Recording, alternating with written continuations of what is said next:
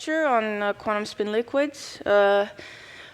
So yesterday we saw some generic properties of quantum spin liquids, in particular that it was highly entangled states of matter, which in turn, on top of this, because of this ground state entanglement, could host emergent particles, which you could think as fractional particles. And I gave some examples when you had symmetry of what these fractionalized particles would mean. And I mentioned that there were different types of quantum spin liquids, which, I'm sorry, I don't have a pointer either.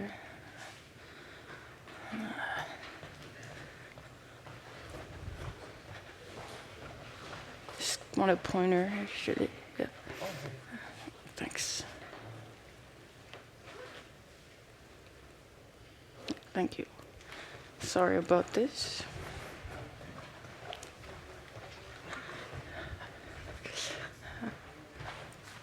Okay, so that there were different types of quantum spin liquids, and although I'm not going to talk about any kind of classification, as one can do if one restricts the problem to some smaller set of problems, you could at least think about different types of quantum spin liquids depending on the gauge field that was emerging from those models.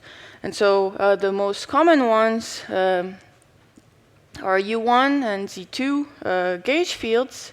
Another distinction between different types of quantum spin liquids would be whether the matter, so these emergent particles, would be gapped or gapless, and perhaps if you were in 2D and had a quantum spin liquid which was topologically ordered, note that this is not necessary for quantum spin liquids, then you might have these different types of quantum spin liquids might be classified according to what kind of fractional particle statistics they might have. And that finally you could also, if you were to introduce symmetries, which are again not necessary for any kind of spin liquid, you could classify quantum spin liquids further according to how the emergent particles transformed under the different symmetries that were present. And so I gave us some examples of this. The Z2 quantum spin liquids, such as the toric code, which had gapped matter. Then we also discussed in more detail, and go back to this, the Coulombic spin liquids, which exist only in 3 dimensions and which reproduce emergent electrodynamics, quantum electrodynamics, but where we had both electric charges and magnetic charges, because nothing forbids magnetic charges. Which is a gapless spin liquid because we have a photon mode, an emergent photon mode, but the matter, so these fractional particles, are gapped. And also mentioned the Dirac kind of quantum spin liquids, which the Kitaev honeycomb model and zero field and for isotropic couplings is an example of where the Dirac fermions are actually in the case of the Kitaev liquid, Majorana modes. Okay, and then there are more types of spin liquids that have been discussed theoretically, which are, for example, spin-on Fermi surface spin liquids, where one should really think of the spin-on, so these emergent particles as forming a Fermi surface. So you get in these kinds of models, typically you start with the Abrikosov fermion formulation, and then you get a fermionic model.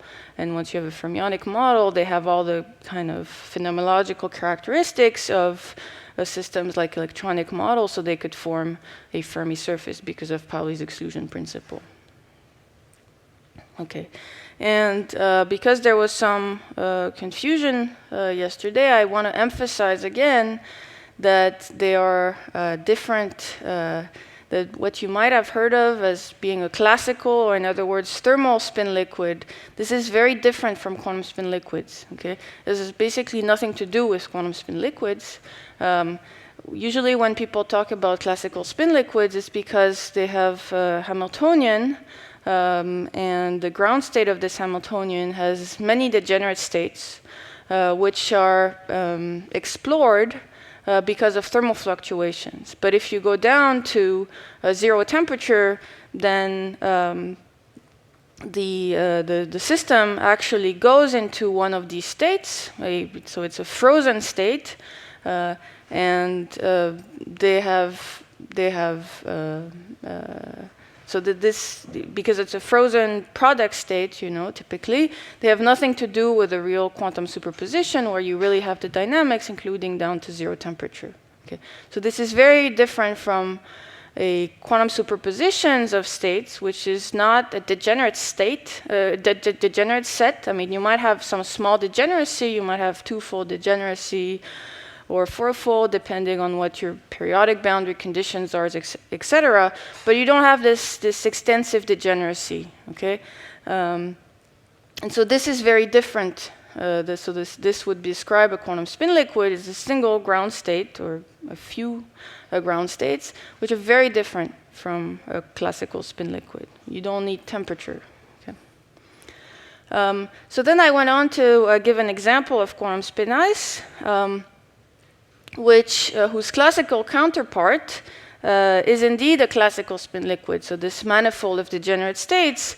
And in fact, this is kind of the starting point of the model, where you just have the icing model, so the antiferromagnetic icing model on the pyrochlore lattice, which has an extensively degenerate set of states, because I'll remind you that you can rewrite the icing exchange on corner sharing units as instead of this bilinear product, you can rewrite it as a sum of all the spins on the tetrahedron squared, which helps you solve what the ground state for this, just the icing part of the Hamiltonian should be. And we find that for each tetrahedron, there are 6 possible states, the famous 2 up, 2 down, or 2 in, 2 out states, okay? Because there are very few constraints upon selecting the 2 in, 2 out from going from one tetrahedron to another, except for when you have to go around a loop, you have to get the spins to match again. The degeneracy of the whole system is extensive. Okay, so the entropy scales like the thermal entropy scales like the size of the system. Okay, so this is what I mentioned. These are the 6 possible states for one tetrahedron. And this is one possible spin-ice state. So I've just covered the lattice with blue and red dots. And there exist exponentially many of these which have the same energy. Okay. Now, if you add quantum fluctuations through this guy, we note that you could never get a superposition, a real quantum coherent superposition from just this guy, because this is entirely classical. Okay, so there's no quantum physics here.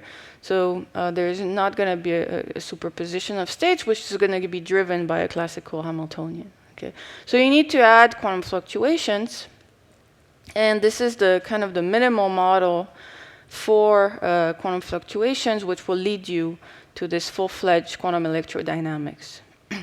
And even though this Hamiltonian has a U1 symmetry, so symmetry around by rotating the spins around the z-axis, this is actually not a necessary symmetry. It just happens to be a symmetry of the minimal model, but you can break it down to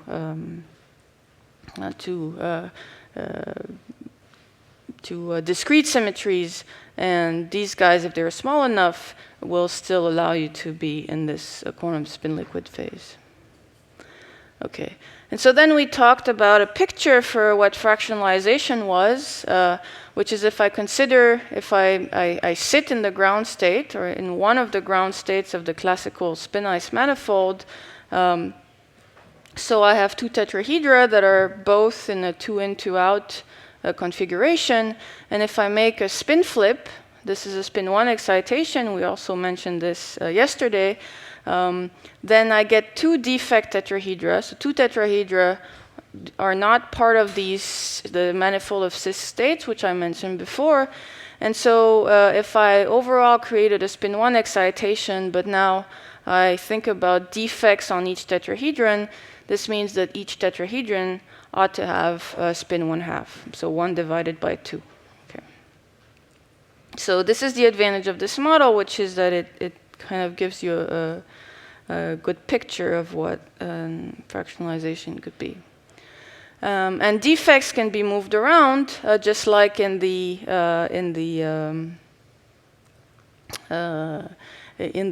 1D chain I showed. Okay, but here we have very many degenerate states in 3D, but this is an accident. And so I could just decide to, if I flipped a spin here, created these two defects, I could decide to flip a spin here. For example, because of thermal fluctuations, and then this would end up giving you is because this tetrahedron now was fixed, it was again 2 up, 2 down, I would have moved my defect, but this state has the same energy as this one. Okay. Now, so again, this in the classical spin-ice model, there are no terms, because we just have an icing model, there are no terms that would be inducing spin flips. So that would just be because of thermal fluctuations. And so classical spin-ice is a model of classical electrostatics. There are no dynamics. However, when you include these quantum fluctuations, you include possible spin flips, okay, which leads to a resonance term between the different product states, the different classical spin-ice configurations. And the way this works, if you, in a perturbative procedure, we'll go to a non-perturbative procedure later, the way this works is that, in fact, the lowest term you obtain in perturbation theory in small j plus minus over jzz actually exists at third order, so there are no lower order terms. This is very important. And so the effective model that you obtain here is a so-called ring exchange model, which flips the blue and the red spins around the hexagon to red and blue. Okay, but it's not. And this exists dynamically, so this is a dynamical process. And this term here actually corresponds to the B squared term in, as I'll mention in a second, it corresponds to the B squared term of electrodynamics. And so here I'm emphasizing again, so you can show, in fact, by tuning your model to a Roxer-Kivelson point, so you can show that the model tuned to that point has a single ground state, which is a superposition. In fact, in that case, an equal superposition of all the 2 up, 2 down configurations that span your whole lattice. Okay. And I also insisted that if you use the original spin variable, so this was a picture to show that the state was really kind of had non-local properties, or at least didn't have local spin properties, was that if you were using the original spin variables, it would be hopeless to describe this state, because, for example, this spin, you could never really decide in what classical state it was, since you know, in half of the terms in the superposition, it would be up, and half of the terms in the superposition, it would be down. Okay. So the expectation value here is 0, despite the fact that it's not a paramagnetic state as in thermal paramagnet. So then we went to discuss the more theoretical formulation, or at least a non-perturbative formulation of how you could describe. So you have this idea that you have this classical spin liquid, and you have this classical fractionalization with no dynamics, and you expect, in fact, you showed from perturbation theory that you realized quantum electrodynamics. Okay, so now you want to say, well, I want to go beyond this, and I want to actually have operators for my excitation, so for my charges, for my defects.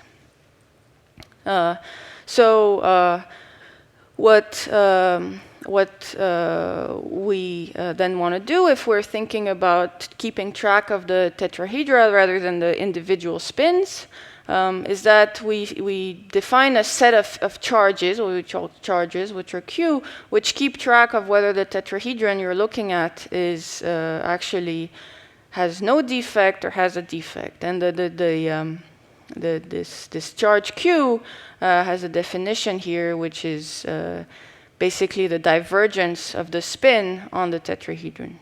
Okay, because it sums all the SZ spins. So if you have 2 in, 2 out, 2 up, 2 down, here you get 0. Okay, and this eta factor is related to this question which was asked, which is that I'm drawing 2 up, 2 down, but it's really 2 in, 2 out, and so there's a factor here which keeps track of which type of tetrahedron you're on.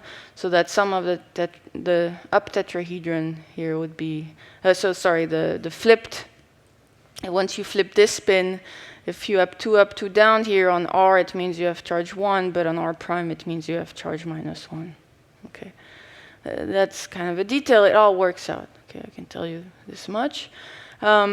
And because, we're wanting our original model, our physical model really is that of a spin model. Okay, we wrote bilinear terms. So we want to connect how these operators act in terms of these charges. When we, yes. So even before you put the dynamics in, is it obvious that you get Coulomb's law for the interaction? Yes. So this is Coulomb's law, basically.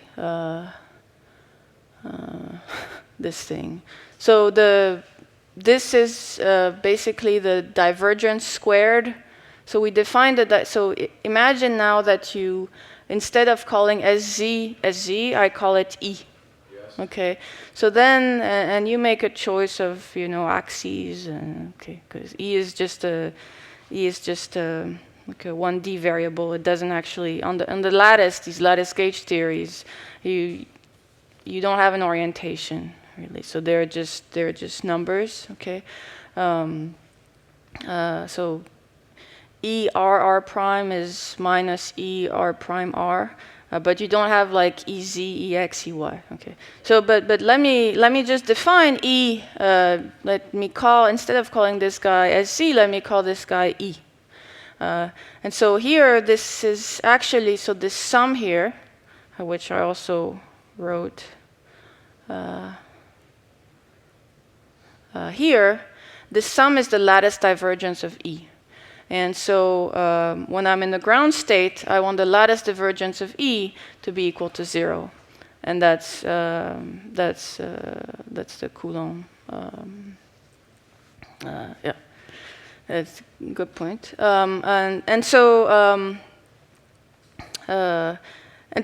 here, so I know basically I've in fact just mentioned that this SZ here should be understood as the electric field, or you could call it magnetic field. There are lots of nomenclatures from the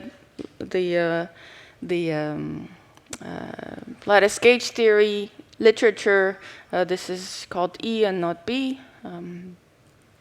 And then the S plus, so we've dealt with SZ. Now we want to deal with S plus, and we know that S plus, as I've shown in many pictures, if you flip a spin, you actually create two defect tetrahedra.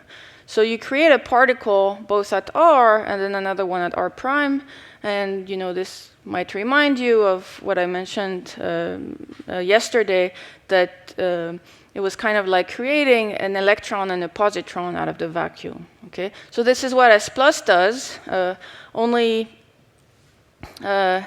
there has to be some constraints so that we actually stay in the right Hilbert space.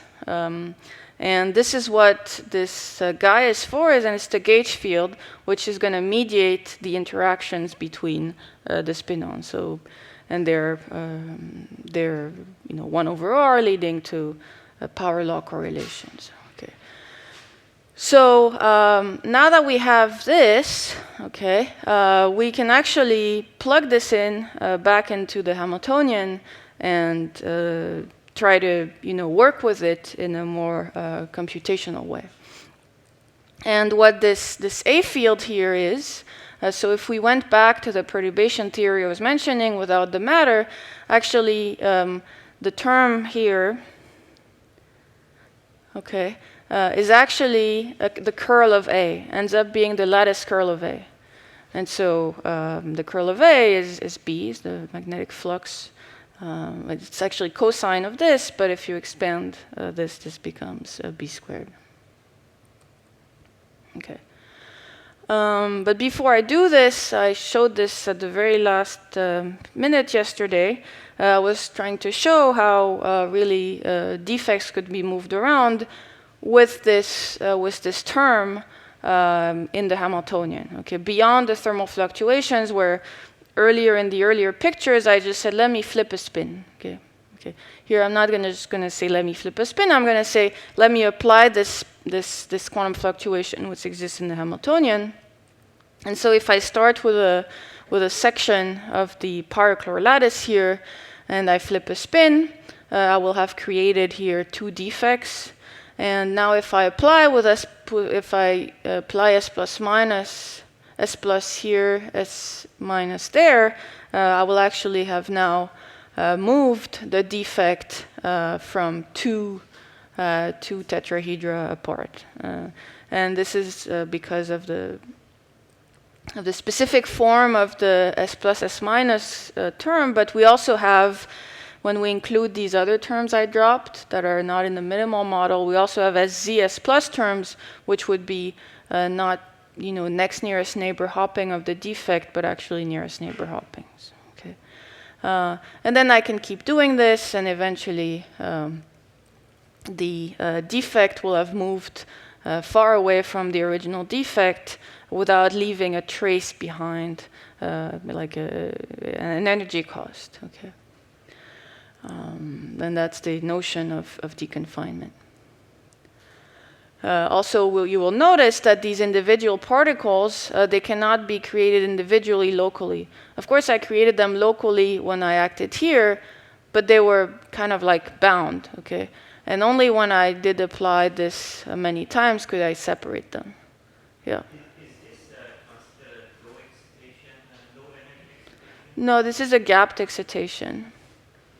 So because it actually costs an energy to create these defects.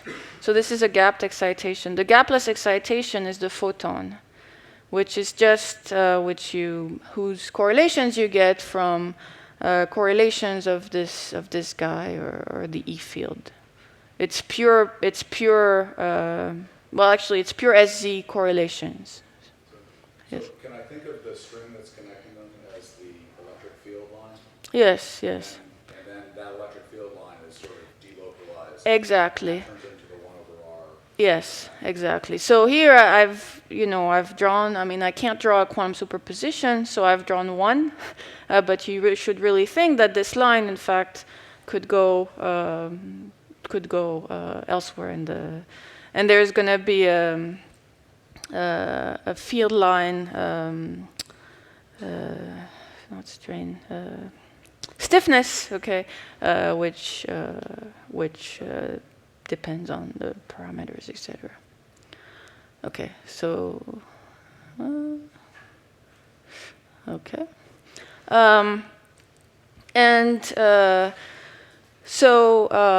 what we end up with is that we have these what are called monopoles in this context. They're just the spin-ons, which are these particles, which are the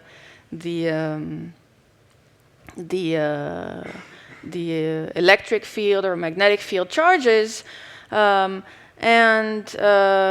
fact, nothing here forbids you from also having defects of the magnetic field. Okay, so we have Coulomb's law, but unlike in our world where divergence of B equals 0, there is nothing here that forbids us from having divergence of B non-zero, so another Coulomb's law except for the magnetic field now. And these, in fact, also exist. The only thing, as I was mentioning yesterday, is if you describe one, it becomes very hard to describe the other, because they're more like, if you wanted to think about these classically, they would be more like patterns, so extended patterns over your system of spins. So, yeah. And if you were to instead use the dual description that I used here, where these defect tetrahedra, where these describe defect tetrahedra, these would describe defect hexagons. So these particles actually live on the hexagons on the Paraclar lattice. And then we also have an artificial photon, which comes out of these SZ-SZ fluctuations. Now, the question, I mentioned it was very hard to probe quantum spin liquids. It was hard to describe them, and it also, because of the same reasons, became hard to actually find them. So, as we'll see a little bit later, these guys could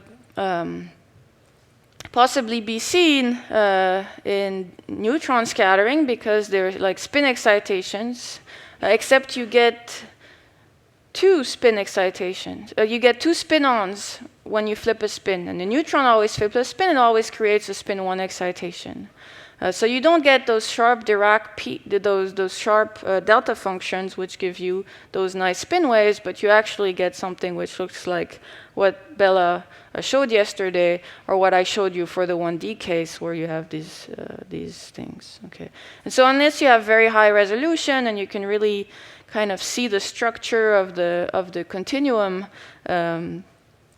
this can be kind of a hard way to proceed to give a smoking gun signature of this spin liquid state. And then you have the electric monopoles, which are more complicated objects. So if you wanted to describe them, you would need more spin operators. But nevertheless, they're there, and you might expect, because thermal conductivity probes anything mobile, you might expect a thermal conductivity peak. Now there is a more promising, although also tough way to detect the photon, which is this photon, okay, which is really a gapless mode, okay, and it's linearly dispersing, so that you should get a t to the t cubed specific heat, and when you calculate the coefficient of the specific heat, it's basically 1,000 times larger than the one you get from the phonons. Okay, so if you saw a specific heat with a very large t cube specific heat with a very large coefficient in front of it, then this might be a sign of the photon. The only thing is that these are in the actual materials, the energy scales are pretty low, and measuring specific heat down to millikelvin temperatures is very difficult. You should also be able to see this thing in neutron scattering, okay, because it's a linearly dispersing mode, except because it's a photon mode, actually the weight vanishes. Okay, it's not like the usual Goldstone mode. This is not a Goldstone mode because it comes out of a U1. It's not a real U1 symmetry. It's a U1 gauge symmetry, and so the weight is vanishing, which also makes it hard to see. Otherwise, you'd see a nice linear dispersion, gapless, which the system would not otherwise be. Okay. So let me go now to the how do you deal with this? How do you get the phase diagram from this? Okay, so we have these expressions. We have our Hamiltonian here, and we have these expressions now where we can replace the spins by these in terms of these of this Hilbert space we've enlarged, but then projected back to the right spin Hilbert space. Okay, so what we do is then we just input the spin operators, okay, the expression for the spin operators, into the spin Hamiltonian.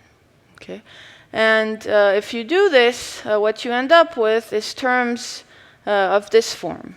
Okay,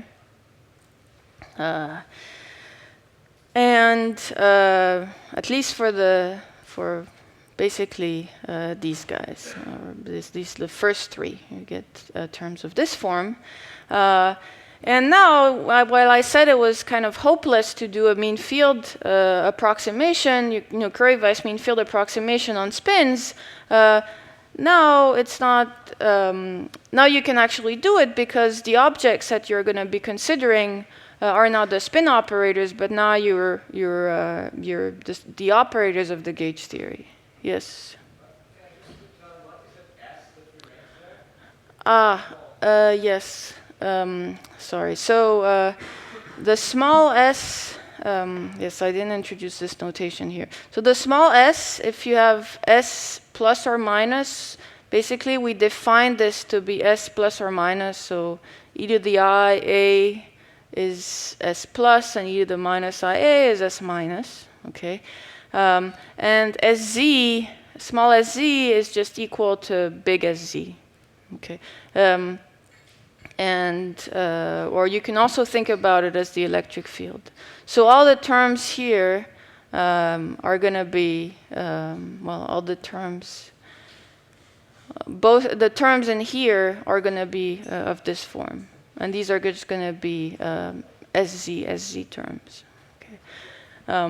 But so the mean field approximation that we make is that we take terms of this form, which you will notice are spin-ons hopping, okay, in the background of a gauge field. And if you use this mean field, you really have now spin-ons hopping on the background of a static field, which now you can actually solve. We've done this, okay?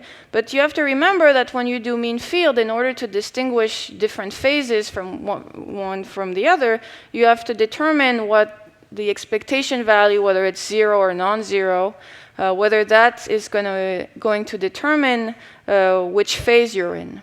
And what this actually corresponds to, in our case, is whether or not we have so we are going to define each phase, whether basically it's a entangled phase or not, or an ordered phase, by the expectation value of the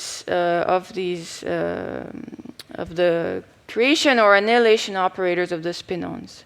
And so this, if you remember, when you have creation or annihilation operators which have a non-zero expectation value, this is basically telling you whether or not you have a condensate. Okay, and if you have a condensate of them, it kind of means that there is no. Now you can't really think about them as good quasi-particles, and this actually corresponds to the ordered state. Okay, so having a non-zero expectation value of the spin-on operators corresponds to having an ordered state, so classically ordered state, and this is the Anderson-Higgs mechanism. Okay, and this is the way to how to get out of the quantum spin liquid phase.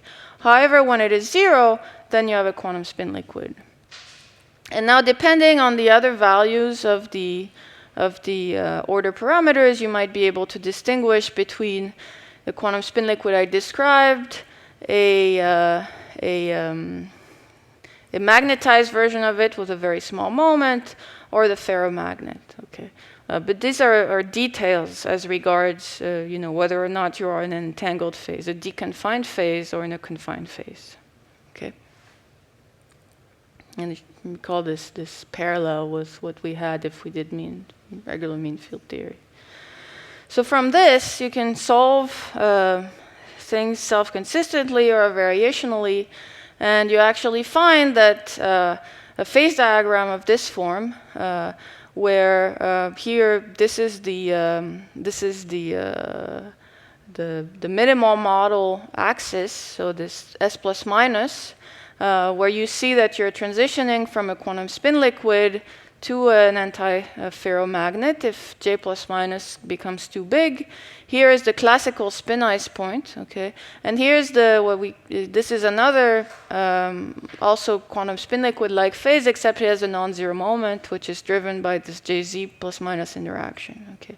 And these guys are now Anderson-Higgs transitions, okay? And once you have a phase diagram like this, you can extract parameters from high field spin wave measurements and kind of place them on your phase diagram, okay? And so this is where we put this ytterbium titanate, which was a strong candidate. This is in another plane of the phase diagram, and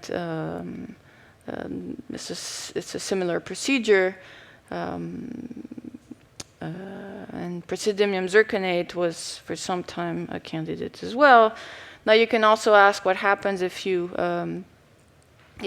ask about the temperature, and what you obtain is a first-order transition to classical spin ice. So when you start raising the temperature, then your monopoles, you can see your monopoles as proliferating and as the thermal energy kind of overcoming the dynamics, intrinsic dynamics.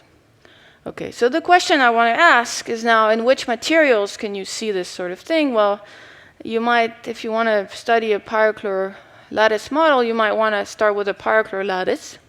It turns out there are many of them, okay, which exist in nature. And in particular, you can make whole series of them, starting from the lanthanide series here, and using the transition metals here in oxygen. Okay, and so there are very many of them, and the reason that these have been studied heavily in this context is because they're very heavy, they have very strong spin-orbit coupling. And when I kind of hid this mostly under the rug by considering, a global icing model, you should really think of actually having spin-orbit coupling, which allows you to have the right transformation properties for having spin in and spin out. Okay, so this is why this is important. And one comment that one might make is that, well, if you have 4f electrons, that means they're large spin, so they're classical. But this is kind of an urban legend, because this is not the case at all. When you have, in fact, for example, for ytterbium titanate here, which has one hole, it is an effective spin 1/2, despite having a nominally very large spin. And this is because it has a Kramer's doublet here, which is separated by about 700 Kelvin in energy from the higher doublet. So effectively, you should really just be focusing on this doublet, and this is 2 states, so it's an effective spin 1/2. Another kind of nice point is that, where I want to emphasize that you can generate, that you don't need symmetries for quantum spin liquid behavior, including this one, is that if you can basically build a model, which now if you consider a non-Kramers ion, this doublet I was mentioning here is not protected by time reversal symmetry. There exist doublets actually, because there's some lattice symmetries that impose doublets. But these, if you have, say, lattice disorder, some impurities will get broken. Okay, the doublets will be split. And this can be modeled by a Hamiltonian, which looks like a field. And the reason that you can add such a Hamiltonian is actually that for non-Cramer's doublet, the effective spin I write here is more like a spin squared, so that Sx and Sy are even.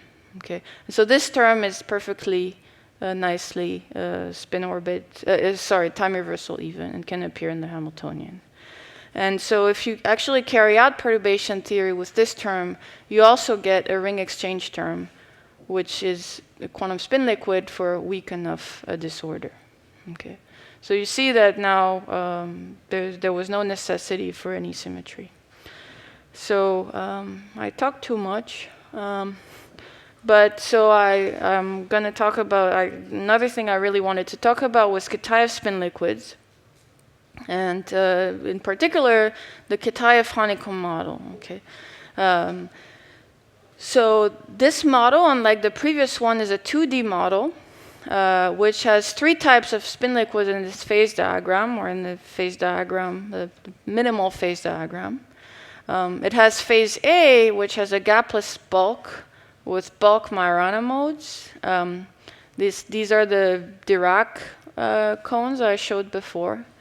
It has a B phase when you tune one of the parameters or more to be anisotropic, to not be of the same value. We'll see this in a second. And then it has the third phase, which has also created a lot of excitement, which requires time reversal breaking perturbation, such as a magnetic field, and which has a gapped bulk but gapless Majorana edge mode. So the Ising-Aignan phase, which was discussed.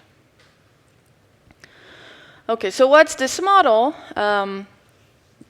So the model is a model on the honeycomb lattice, and the honeycomb lattice has 3 inequivalent bonds, which I will label, Kitaev labeled X, Y, and Z. Okay, I'll label in this talk.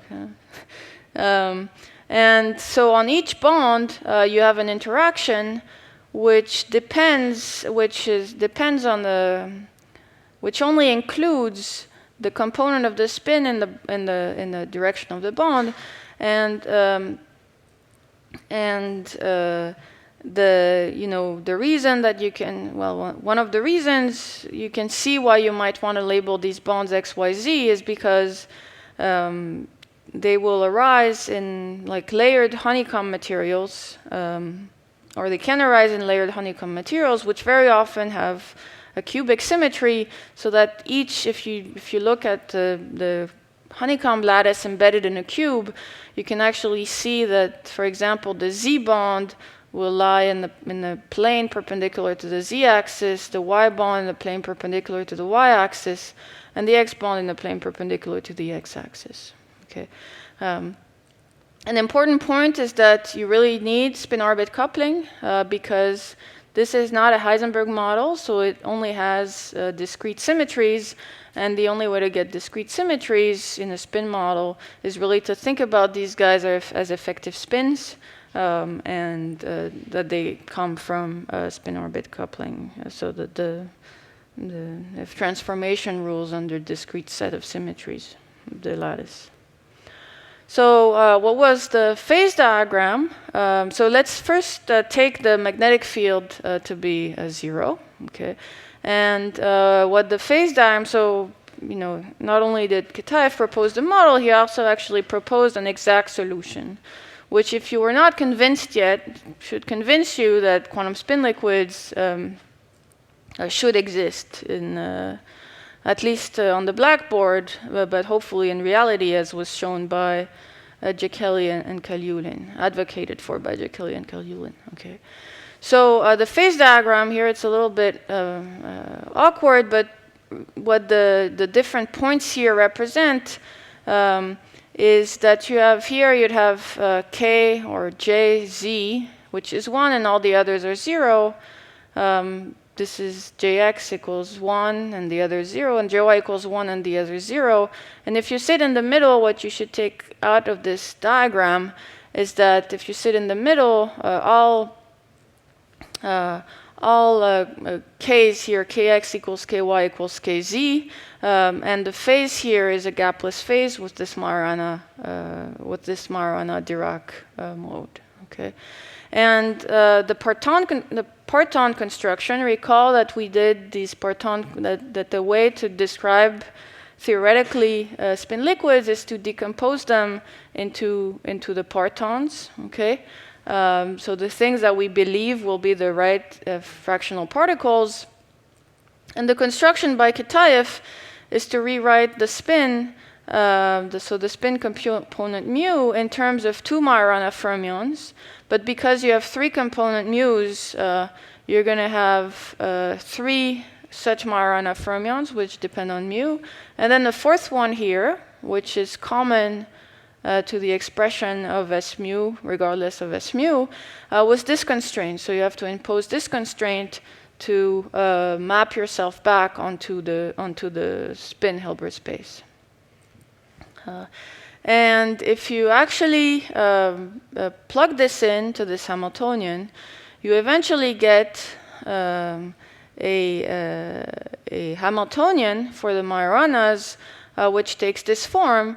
So because Majorana fermions are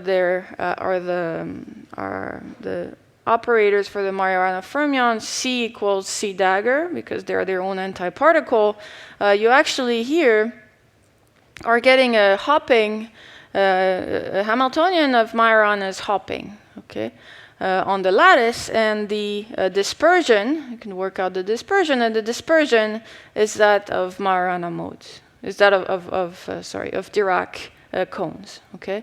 So you have the gapless Dirac cones, and this is one of your particles.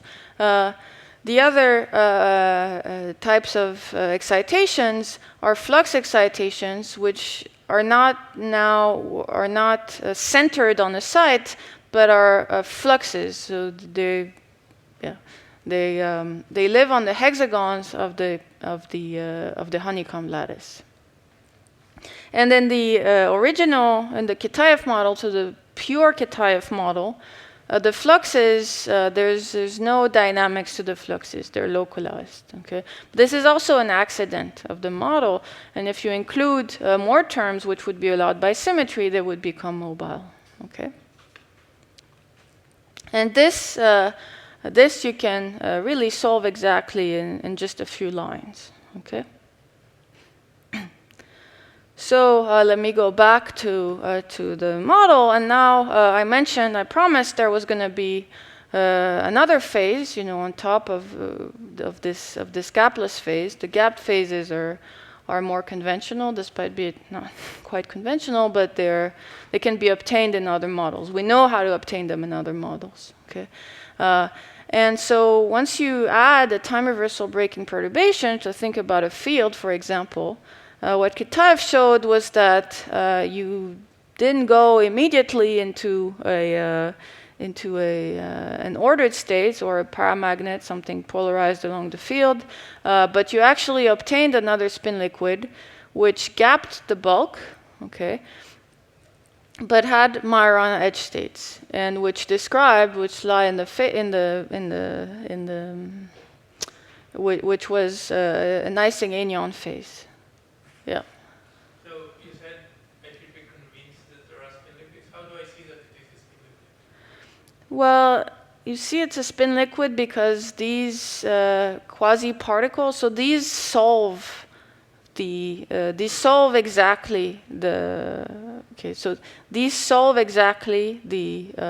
spin model, and so they are the right quasi-particle excitations, because we've solved it exactly, and we've seen that they described a hopping model, okay?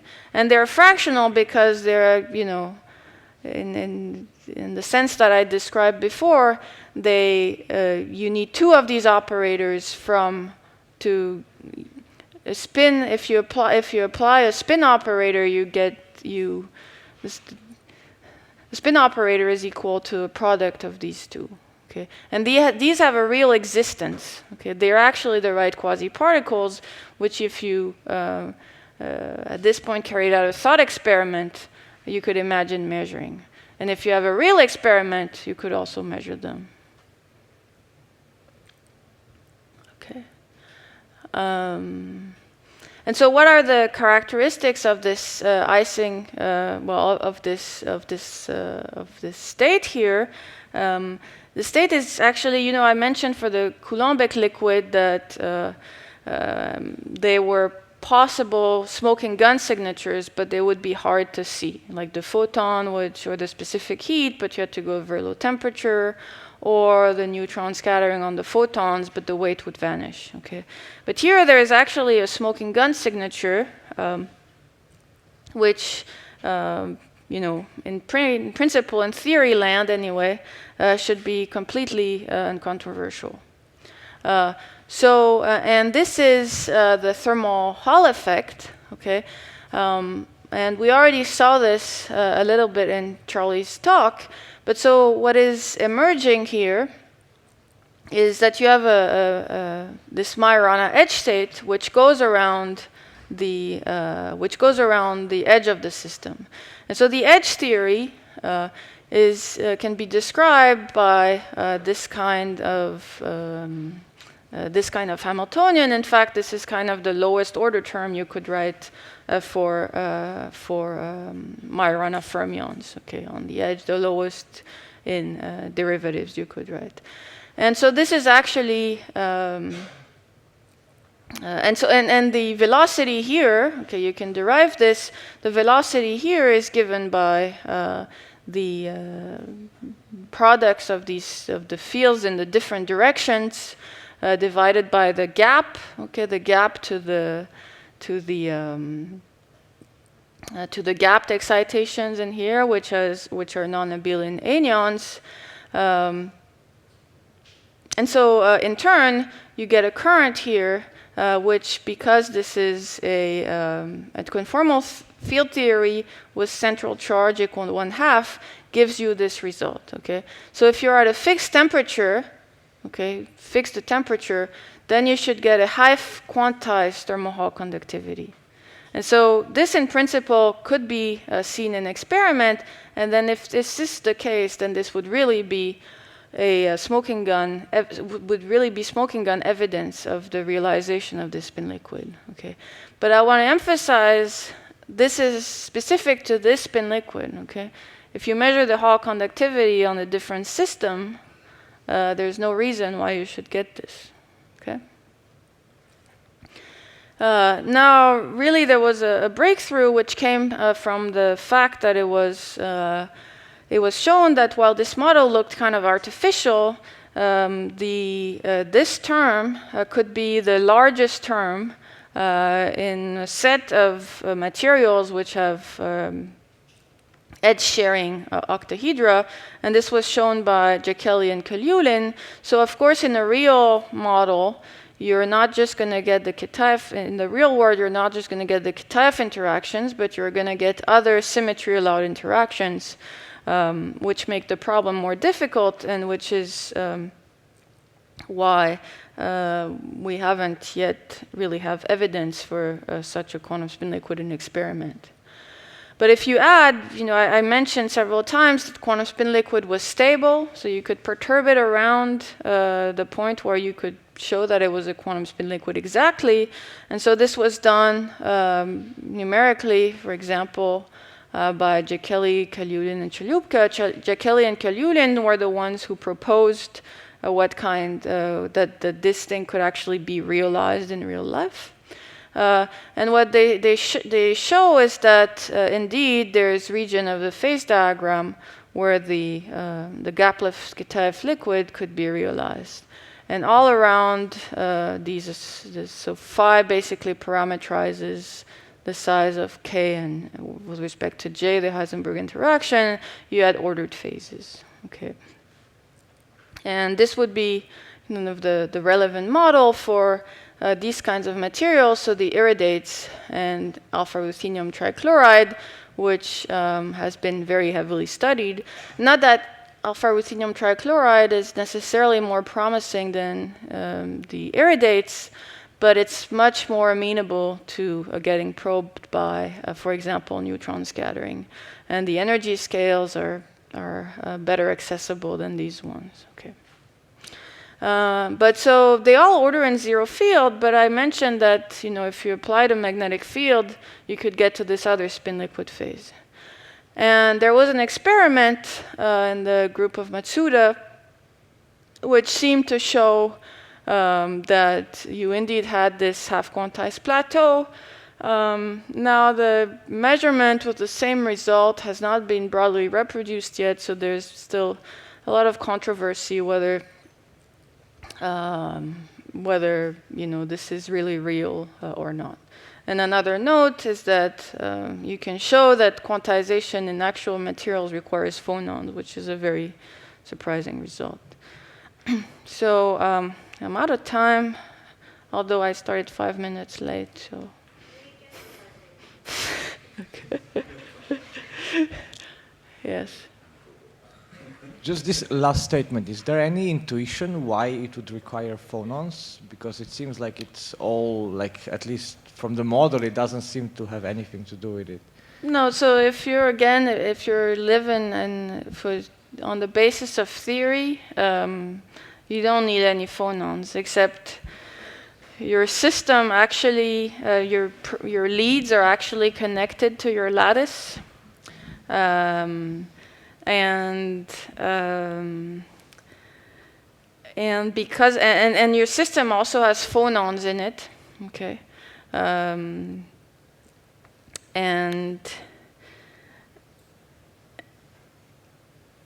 it turns out it's actually almost like a magical result, but it turns out that if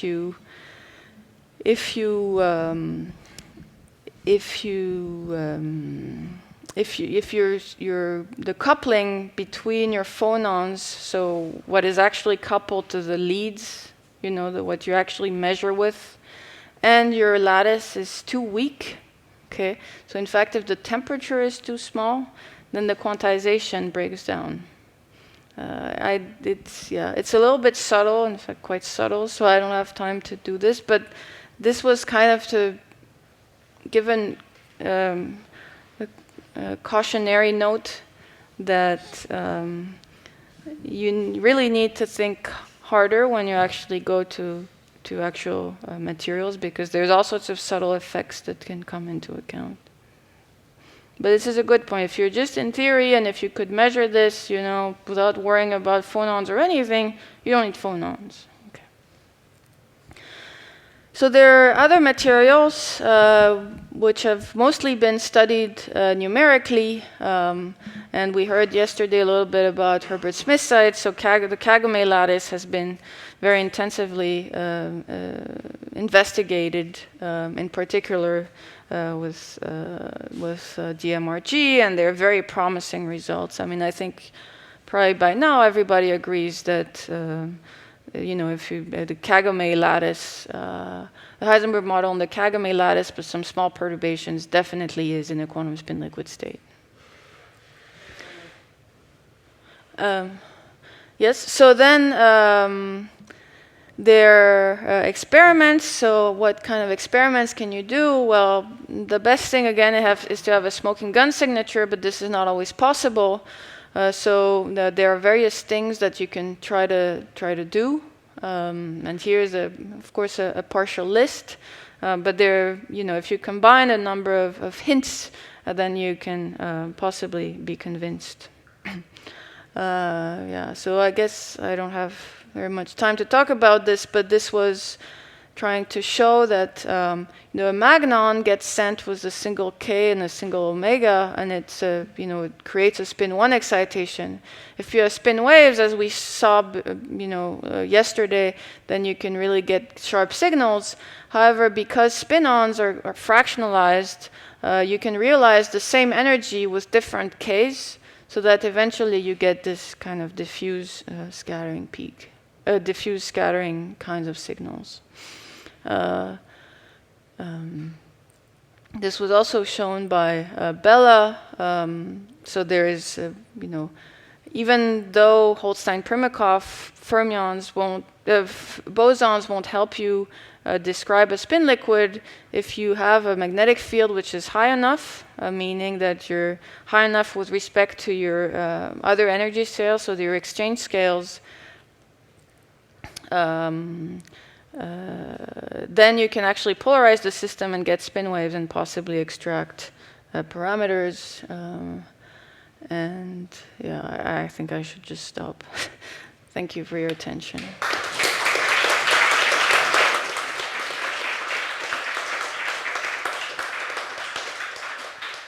right, thank you very much, Lucile. So we have some time for questions. So wait for the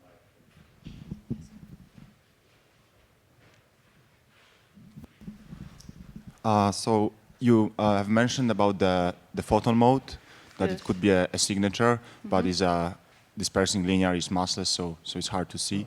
But you know, that would only be the case. It's not because it's massless and linear, it's because it's weightless.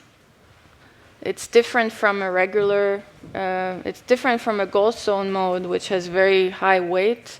The weight vanishes as you But go if to you have kick. non-zero spin-on density, right, then it would just be diffusive, right, the photon mode. So the photon mode really is not related to the spin-ons. It exists as part of the the pure gauge theory. But isn't the density of spin-ons basically like the charge on the right-hand side of the Gauss law? Yeah, but in zero field there are no spin-ons. And then the photon is dispersing linearly. But if there is spin-ons, then it would be diffusive, right? The photon mode. So it's just like the ohmic regime in that case. You could just have charged matter. Right? Possibly, I'm not sure. Because I'm just wondering if maybe you could see this diffusive photon more easily in the experiments. But I would tend to think that if you don't have, if you, the neutron scattering, the more particles you have, the more things get blurred. So, yeah. okay, thank Maybe you. we can. Yeah, I'm not sure what you're trying to say. Good. Any more questions?